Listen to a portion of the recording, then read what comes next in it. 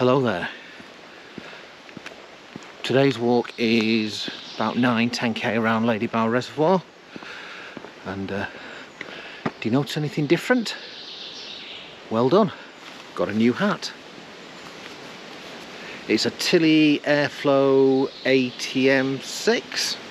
Anyway, I'll give you a review later on, but let's just say for starters, it makes me look even more awesome.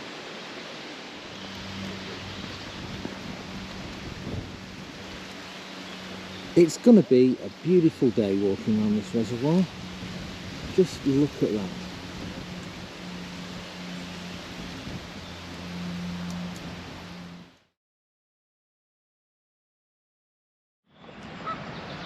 The thing I've noticed about the Peak District is there are an awful lot of signs telling us not to have any barbecues.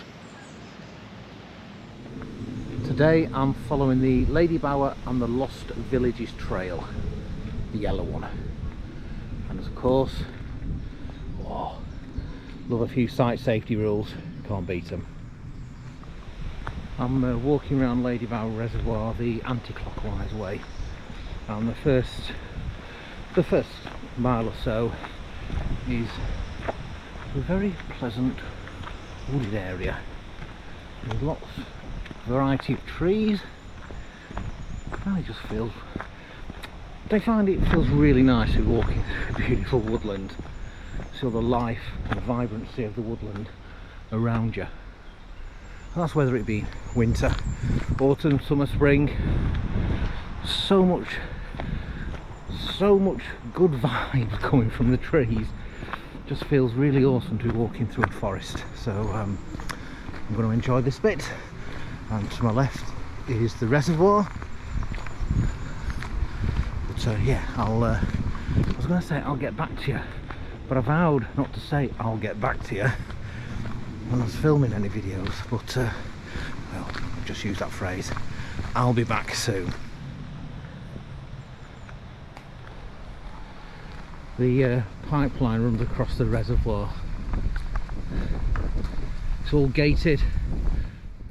There's a sign there to saying keep out, but I'm so very tempted to climb over that fence and walk across there. Maybe not today.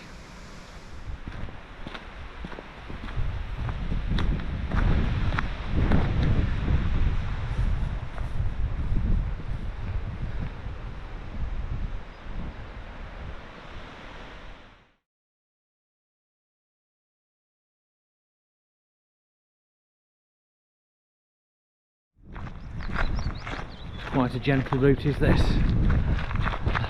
very accessible path, and lots of benches to rest. I was going to say my weary legs, but they're not, but if they were, I could rest them there.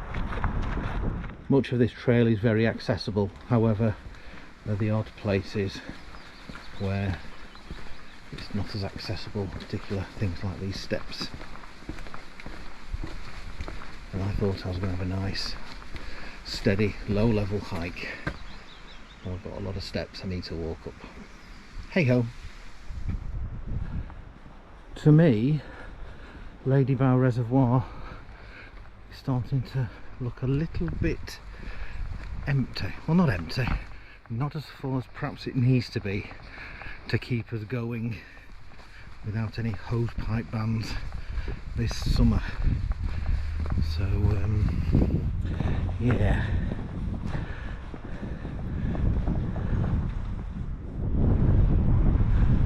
there's some sheep blocking the trail, and that one looks like they don't want to let me pass.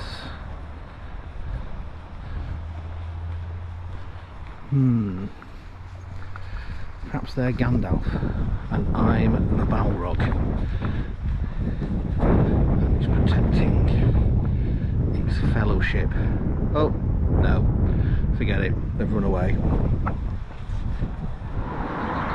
I know I said earlier on that I'm walking around Ladybower Reservoir. Well, perhaps I was a little bit economical with the truth. I'm just walking around one part of it because to walk the entirety around the whole Ladybower Reservoir, probably a little bit too far to go in one day. Maybe it's an option for a multi-day hike. So putting across now on the A57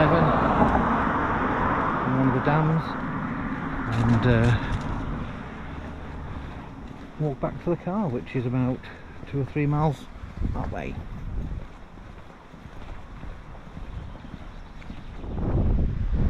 I think that's the famous Bamford edge up there. If it's not, I will I'll put a comment on screen right about now. That's if you can hear me with all these cars. I'm sorry for the really bad joke, but I've got to say it. I doubt very much I'll be walking as fast as 15 miles an hour along this bit of the walk. Sorry, really crap joke. Phil, I hear you all asking, aren't you a little bit over-equipped for a little jolly around a reservoir today? Some may think that.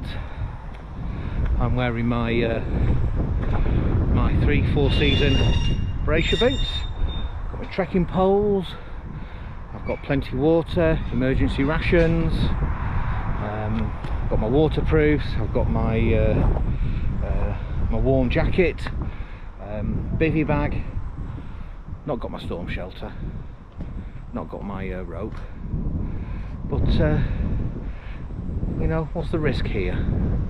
Very low. However, whenever I do go on walks on the outside, when I do go for walks in our great outdoors, I always carry the minimum kit. Part of it is a fitness thing, get used to carrying all this kit, even though it's relatively easy and relatively low risk walk. So that's why I carry all my kit all the time. Well, thanks for asking. 4 kilometres back to the car park, where I will undoubtedly be making use of the cafe they've got there. And you know what, I fancy an ice cream.